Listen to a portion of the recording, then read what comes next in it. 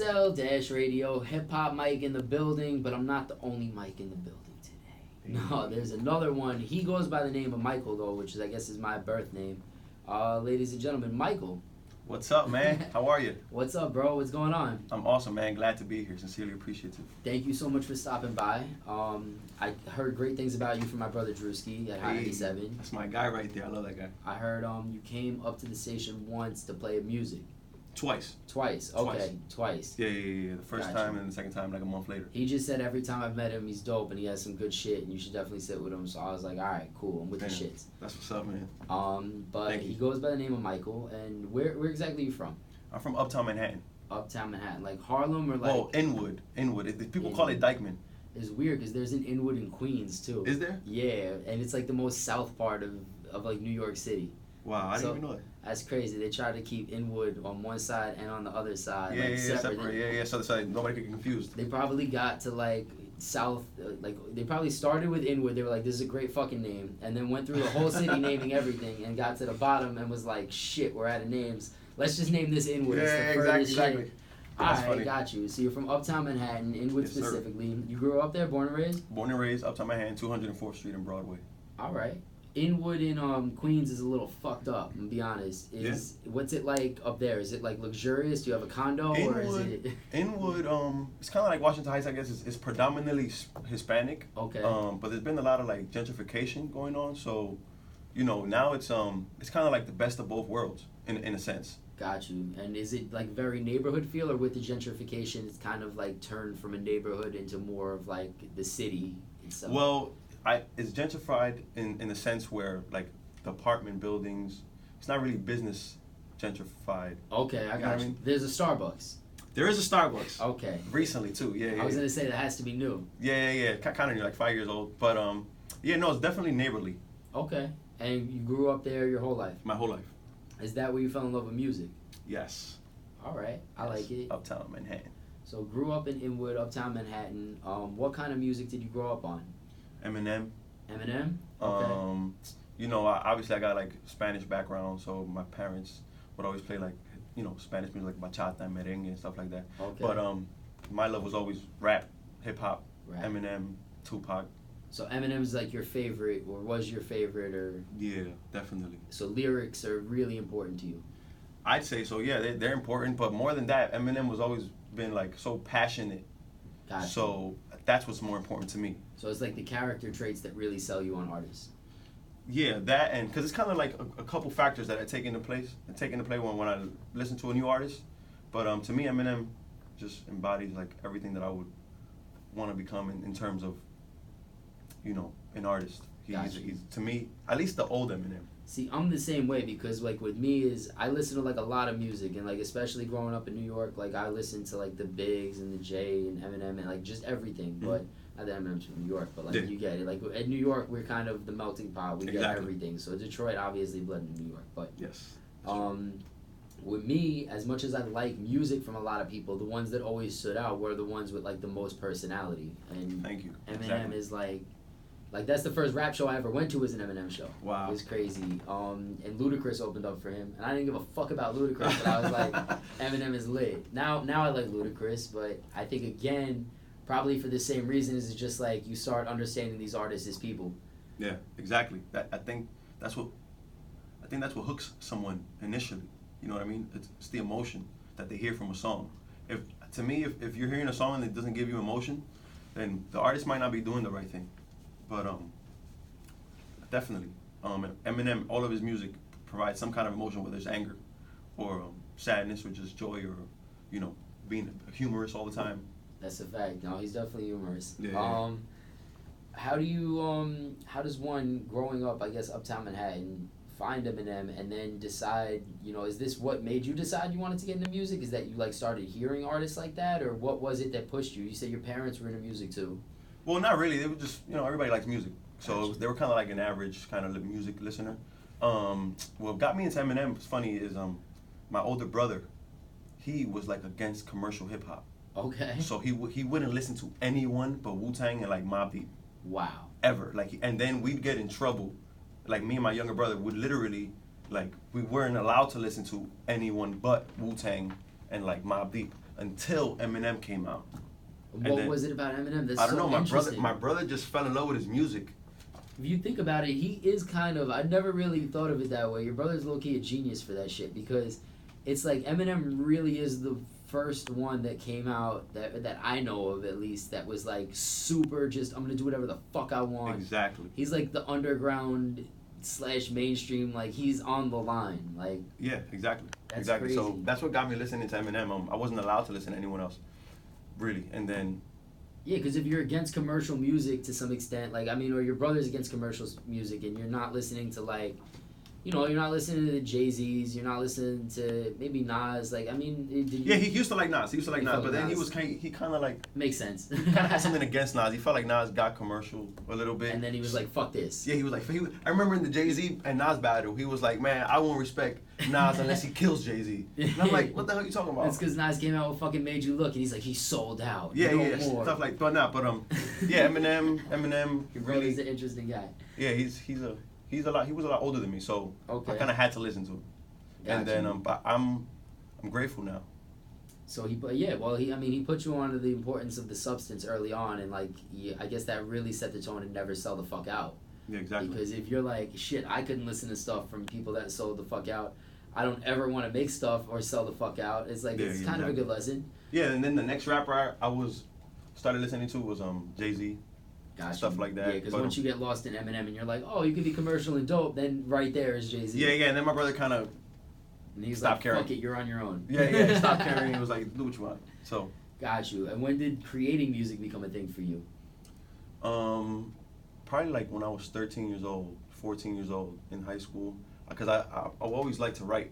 Okay. So I hear so many artists that start, they're just like writers and they like didn't even plan on being in music and it's like the music chose them. yeah, I've always enjoyed writing. It's kind of been like a venting process for me. So where, you know, because I'm not a big talker. Like I'm not the type of guy to be like, hey, you know, I feel so bad today because this happened and this happened. I don't talk like that. So I just sit down on paper and just write. And it's just like it pours onto the page. Yeah, pretty much. And then music was an easier way to do that. Yeah, I was gonna say, did you originally, so you didn't write to beats? No, I would write to beats and stuff. Okay. Like YouTube. Well, not YouTube. Just beats that I find. Got you. So you started out, when you started writing to beats. Yeah.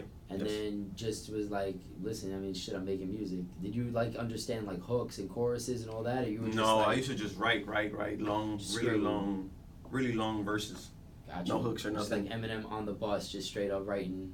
Yeah, hooks. just writing, and then like I said, I didn't even get to writing hooks until like 2 years ago.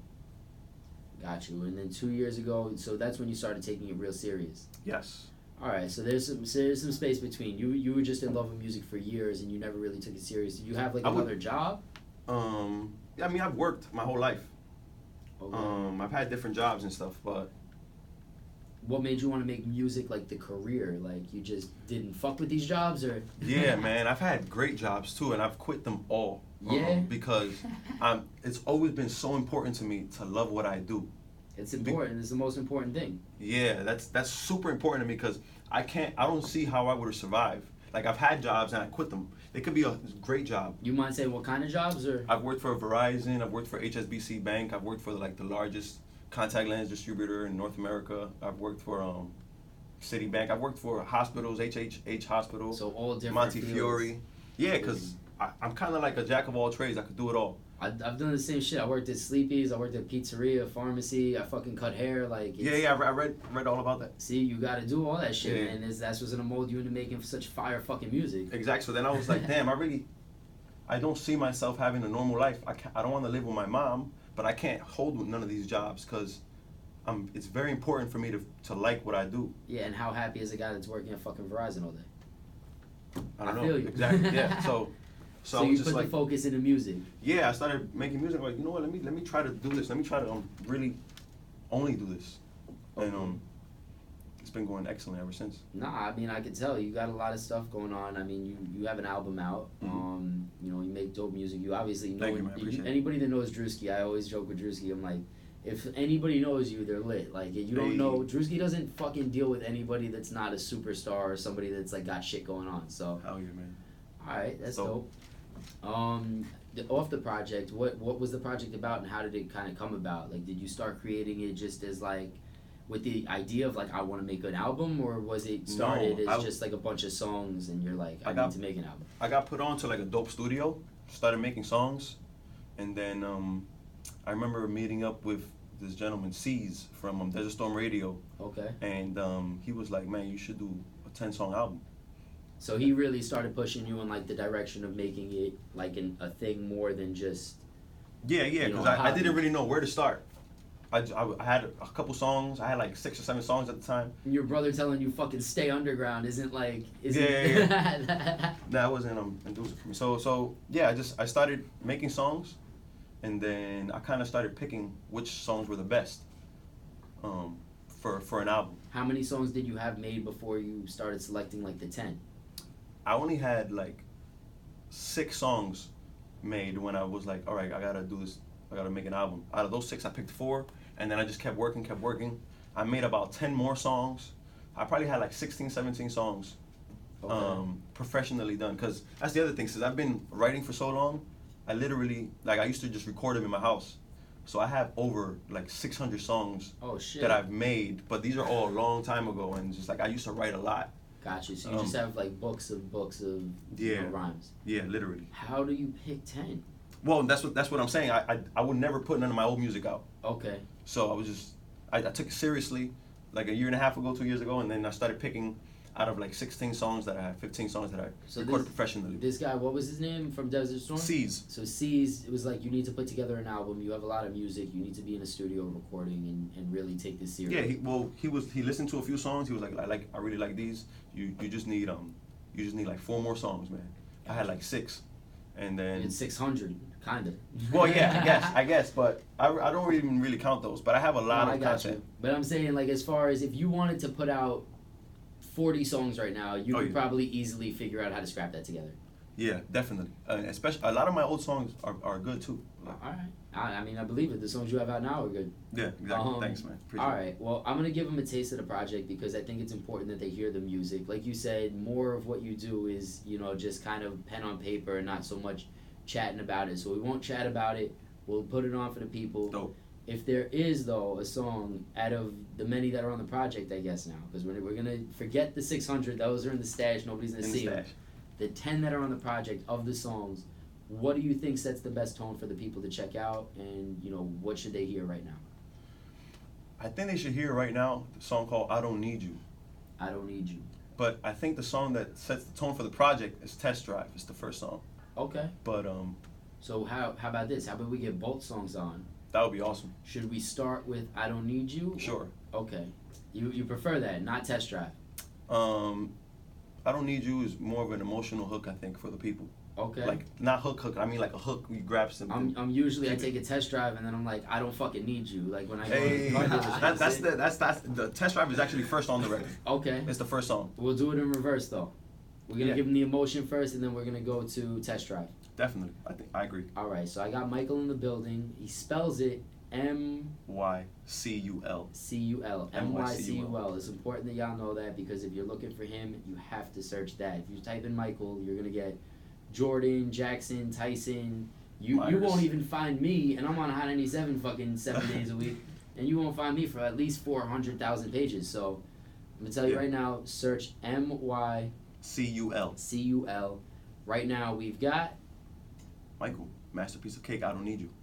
No, and you gotta the name of the songs. I Don't Need You is the name of the record, as well as Test Drive. All right, so I'm gonna be like, right now we got, and then you be like, I Don't Need You, followed up by.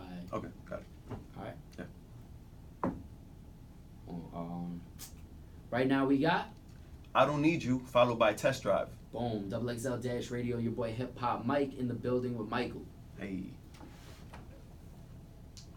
I'm gonna edit that up. Okay, cool. It's gonna sound clean as fuck, like when you hear it after the fact. I ain't worried, man. I ain't worried. Right. Cool. How you feel so far? It's cool. Dope, man. Awesome. Thanks for asking. So we'll play the 2 songs. You come back and be like, tell us a little bit more about the project. But I guess because like you see how I'm trying to focus more on like the creative aspect of it, like how it came about. Yep. So now I'm be like, all right, what's been the impact of it? What's to come from it? Are you shooting videos? All that. Okay. Like, more promotional, I guess, driven. This way, it's like it gets through to the people. It's like, that you have like kind of the ball rolling. It's like it's how you got the ball rolling, and now the ball is rolling, and it's like this is what the fuck we're doing. Got it. All right. Cool. We're coming off Test Drive, right? Yeah, second one. Boom. That right there was Test Drive. XXL Dash Radio Hip Hop Mike in the building with Mycul. That right there was his song Test Drive. What's the name of the project, man? Tell him again. Masterpiece of Cake. Masterpiece of Cake. How did you come up with that? I wrote that lyric in a song, and then I was just like, man, that's a cool album title. Masterpiece of Cake. You just love cake? No, it's kind of like a play on word. I don't even like cake like that. It's a play on words because masterpiece. I feel like I make art. I mean, we all do as artists and creators. So I feel like I made a piece of art, and then the piece of cake part, it was kind of came so easy to me because I love making music. Got you. So You masterpiece of cake. That's another one. So Yeah, got a lot of cake. Yeah. All right, so Masterpiece of Cake. The album is out now. He dropped it in January, and again, those are 2 songs off the project. As far as the project, since it's been out for about a month, a little over a month. What's the reception been like? How are people feeling about it, and like what are people telling you? People are loving the album. They're calling it a classic. A lot of people reposting it. They quote lyrics and send them to me. My favorite responses are when people say my music gets them through their situations. Those are my favorite responses because it feels good to be able to help somebody, even though they're not close to you or whatever. And are the people that reach out people that you maybe known, or is it like more so, people that are just finding the music and are like, yo, I need to fucking find this guy and really, tell them how I feel about it? They're all like strangers. Really? Yeah. How do the people that are local feel about it? Do you know? They love it. They're all proud of me. They're rooting for me. So whether they're homegrown or strangers, it's reaching everybody. Yeah, I'd say so. It's doing well. Based on the reception I'm getting. Everyone, my home team, they're treating me like I'm a champ in their corner, sort of like, you know what I mean? It feels good. Rallying for the neighborhood. Yeah, it feels awesome. That's pretty dope. I'm trying to think because I don't know anybody from up there in Inwood. Is there any other artists that are from that neighborhood, or are you like really the first guy that's coming out of that neighborhood? Like mainstream artists? Yeah, or anybody that people might know, like just familiar with. My guy Shimmy Chu. Okay, so shout out to my brother Shimmy Chu. So he's from the same neighborhood. He's from the same neighborhood. We're like 2 blocks away from each other. You guys are at similar levels though. Like he's been out here making noise too. He's been making noise. He's a great artist. He makes great music. We recently made a song together that everyone loved as well. So you guys are really the only ones out of this neighborhood that are rallying, a lot of attention, I guess, out here. I mean, there's talent over there, but I feel like, not to sound overconfident or cocky. I feel like I'm probably. Well, you're leading the way in a lot of ways, like not for nothing. It's like whether you want to consider the top or however is like. You could say the top. You could say you're the one at the front of the line. It's like at the same time you've been making music for a while. You have a lot of content. You put the fucking footwork in. Exactly. As does somebody like Shimmy Chu. Yep. Not a lot of that. People from that neighborhood have clearly put it on the map because I haven't heard of it. Outside of the one in Queens. Mm-hmm. Really, I only know the one in Queens because Stack Bundles was shouting it and shit. So like. Okay. That's pretty dope, and it's like you're paving the way, and I'm sure there's tons of talent that are probably going to get looked for now because what happens is like, say you start really getting shit moving and shaking, right? Mm-hmm. Get a deal. They're going to start looking like, yo, who else is from this neighborhood? Who else, what studio were you in? Who else works at that studio? It's like, next thing you know, everybody, like, look at Highbridge. Look what just happened with Highbridge. Nobody knew what the fuck Highbridge was. Last year. There's a bunch of artists from there. Now all of a sudden everybody's coming out of fucking Highbridge. That's a good point. I didn't look at it like that. No, that's how it goes, man. And it's like you never know who's gonna pave the way. But it sounds like, again, of people that I've heard from there, I know about you, and even with Shimmy Chu. Like shout out to Shimmy Chu. He didn't mention Inwood when we spoke. He mentioned Dykeman. Mm-hmm. So a lot of people, I guess, by default get, put Dykeman on the map without really, explaining what the neighborhoods are broken down into. Yeah, because I like saying the Inwood name better because it's the actual name of the neighborhood. I respect it. Yeah, they call Dykeman, but the real name is Inwood. Dykeman is just a street in Inwood. See, like I grew up a couple places, but like I lived in Long Island for a long time. My biggest complaint with artists from Long Island is that a lot of them are like, I'm from Queens. And I'm like, you're not from Queens though. You might live like kind of close to Queens, but like why are you repping Queens? You're from fucking Long Island, rep Long Island. Like, exactly. Somebody needs to put that place on the map. And Long Island's like a Facts. big, it's like 2 boroughs, you know what I mean? Yeah, it's huge, huge. So, but everybody is just like, it's so easy to be like, I'm from Queens. Queens already gets, you know, attention from a lot of labels and everything. So you're saying you're from Queens. Automatically somebody from a label is gonna be like, oh, I live in Queens. And fucking next thing you know, you're getting support and still taking that Long Island Railroad every day, an hour into fucking Nassau County or Suffolk County. Exactly. And then there are people who rep Dykeman. They're not even from there. And they're like... Exactly, because they're trying to do the same shit. And then it's like, you're not even, you know, saying the proper name. It's Inwood. It's from 196th Street to like 220th Street. That's the neighborhood. It's fire. So, I mean, as he said, it definitely influenced the project being from there. And the project is moving, I guess, primarily because people do know you from there. Exactly. Yeah, I'm pretty well known before music and everything. Yeah, so I'll put you on the map, and then, you know, like you said, a lot of strangers have been reaching out. Have any big, like, celebrities or anybody like that reached out yet, or is it still getting a couple people from different record labels and stuff reach out, Okay. Which also feels awesome, because I feel like I'm getting the recognition that I was hoping for. Big names, I wouldn't really say like any famous people. I mean, you linked with Drewski. Well, yeah, Drewski, of course. From Desert Storm. Yeah. So it's like it's making its way up the ladder. People from Def Jam, they've been looking out. Well, now I'm on. I definitely I like all the music. You know, I like what I've heard so far. Thanks so much, man. Appreciate it. Do you have any big plans, you know, to keep this project moving, or is there another project that you're going to be working on soon, or what's your vision like overall for the future of Mycul? I'd like to continue touring a little bit for this first album, but I'm already like halfway done with my second album. And oh, really? Yeah. I'm not surprised. You make music like it's nothing. It's like you make so much. Yeah, because it's an emotional thing. Like, I don't really try to, like, when I'm making a record, I don't sit there and try to make a record. I try to get my emotions out. Gotcha. And that's just easy, because that's what we all do as humans. We're just emotional creatures. So I just got to make it rhyme and sound good, put some slickness in there with metaphors and punchlines. And so if you're not doing interviews or you're not, you know, doing shows, whatever it is, primarily you're just writing. Like, that's your life? Yeah, like I'm pretty athletic, so I love playing sports and stuff in the mornings. And I write. I try to find beats. Gotcha. It's so hard to find beats you love, because I'm getting more picky with beats too. I mean, as you should. More selective. Listen, the more you grow and the more you Exactly. want to work with people, you know, it's like you got to be selective with who you're dealing with and what kind of music you're making, and like especially since you're starting to gain attention, like that's the trickiest part, I think, is when people get attention. Like more times than not, that's where people fuck up, like down the line, where it's like they're like superstars, they don't know what the fuck kind of music to make anymore, because it's like everybody's in your ear.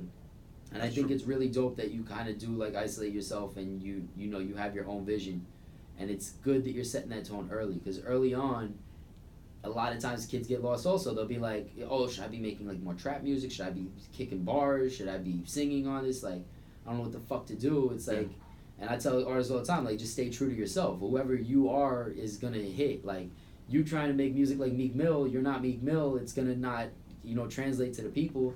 Exactly. You're better off making some stuff that's just true to self, honestly. Yeah, I heard a saying, something like, when you make music for everyone, you make music for no one. Exactly. Well said. That's a great saying. I forgot who I heard that from. But yeah. So I don't really make music for everyone. I don't necessarily make it for a select type of people either. I just, like I said, I just make my music. I try to just pour out whatever I'm feeling on the track. Like literally every time I hear a beat, I ask myself, like, what is this beat telling me?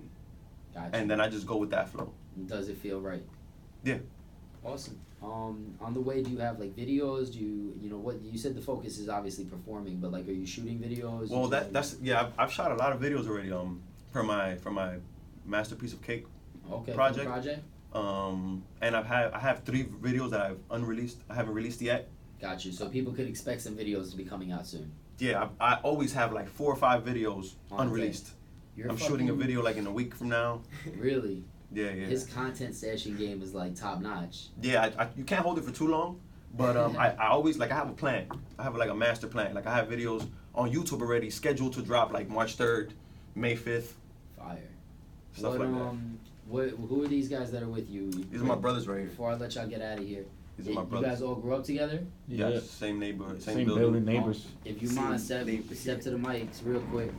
What's it been like watching this guy grow, and like what have you seen, and was he always nice at making music, or was he trash at one point? Be honest. Honestly, it's been really crazy because I've been seeing this guy since like a couple of years. I've been knowing him since all my life. We've been living in the same building, same neighborhood. My mom is like best friends with his mom. We literally live across across from each other, like literally. That's good. How does your mom feel about you hanging out with rappers and shit?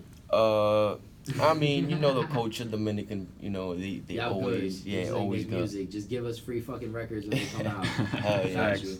And you've seen him grow a lot as an artist over the past couple of years? Yeah, like, honestly, the craziest thing I ever seen this guy done, I've wake up at 9 in the morning, 8 in the morning, this guy is in front of my building, our building, writing. Like literally writing lyrics. Yeah, he seems super thorough when it comes to like putting together the music. Yeah, like directing his own music videos. Also, I'll come like 5 in the morning, 4 in the morning. He's there too. I don't know how. I don't know how he does it. To be honest. Nah, I mean, listen. Me myself, I don't know how he does it. How about you, man? How do you guys know each other? Yeah, no, he's my brother, man. He's my bigger brother, older brother, you you live know. in the same building also, or? No, he's like my brother. Oh, he's your real brother. Yeah, yeah. Y'all live in the same building. We're brothers. Yeah, This is my like blood brother. we knew each other since little, Everybody but calls somebody their brother. I never know who's actually brothers anymore. And you guys, with all due respect, you don't look exactly alike. It's like some brothers are like twins. nah. Yeah, they used to call us twins. Yeah, when we was little. Yeah? Yeah. We looked a lot alike. Got you. Maybe it's But, the hair. Could be. Me and him could be brothers. I have shorter hair. I have the tape off. My man got the curly hair. Yeah. All right. Well, you know, it's dope. I mean, what's it been like? Are you musically inclined? Or? Yeah, I love like basically we grew up the same way, you know, more or less. But You're not writing all day. Nah, like when I was younger, you know, we would like freestyle a lot, you know, and occasionally write. But are you the brother that's into the underground? No, that was my. Well, I love underground music too, but that was our older brother. Where's that brother? He's working in Time Warner. Yeah, he works in Spectrum. Oh, Spectrum. I'm sorry. You see that? You see what happens when you're true to the underground? They fucking stick you with Spectrum, man. Yeah, man. But you got out. Respect. Respect. But yeah, man, I always knew, man, because he's different, you know. Like we all different, but like the determination, you know, and the not taking no, you know, no doubt, you know, just like pure. Nah, I respect it. Pure, I have to say, like. Yeah. Him coming, all you guys like coming in is like you've been super fucking kind from day one. Like I was running late today, didn't give me a hard time about it, which I really appreciate. There's very few people, man. That, you gotta spread the love, man. You know? Like that. I think it's super important to be that kind of person, and I think it's gonna, bring you a long way in it. Like honestly, and like at a certain point, I think the music's gonna hit so hard that you're not gonna have to fucking talk to anybody. Like if you don't want to talk to people, you're probably not even gonna have to fucking talk to anybody. That's when he's gonna be playing. I've always felt like when I do get there, I'm still gonna be responding to everyone who hits me up. Oh, but it's one thing to respond, but it's another thing to fucking answer questions. Like, Yeah. like I could tell, like interviews, like you're not the biggest fan of doing interviews, and I appreciate you coming out and even spending the time with me. But it's like I think your music speaks more for itself, and it's like, thank you, man. If people want to really understand you, they need to listen to the music. Masterpiece of Cake. Well, Masterpiece of Cake is out now. He's got a lot of videos on the way. If you don't catch him, on another interview maybe, you'll catch him in front of his building fucking writing, clearly. As well as stages. You catch him, at Mycul. Yes, sir. Everywhere. On Instagram, Facebook, Twitter, everything. Well, I'm about to start my Facebook, Twitter thing. Okay, what's the best way to find you? Is the gram? Yeah, Instagram. I'm everywhere there's music though. So just if you type Mycul anywhere, you'd find it. I trademarked my name too, so it's like Fire. Yeah. So Instagram, it was cool because I used to have the underscore Mycul because somebody had Mycul, and then when I did the trademark, and then I was doing research like how can I get this name, man. Instagram allowed me to prove that I owned the trademark, and then they snatched the Mycul name from the last person who had it and gave it to me. It was so cool. I felt like it was like a proud moment. I'm about to trademark hip hop Mike shit. Do it. Yo, I appreciate you coming through. Make sure y'all check out his album out right now. Follow him at Mycul. Is there anything else that you want to tell the people? I just want to thank you for allowing me to come through, and I'm sincerely appreciative. I told y'all he's humble. Yeah, no, definitely, man. And for the people, I'm not going nowhere, man. I'm making a lot of music, and just stay tuned because you're guaranteed to enjoy it. the music. Double XL Dash Radio, Hip Hop Mike. I'm in the building. We'll be right back. Tight. This is good shit. We want to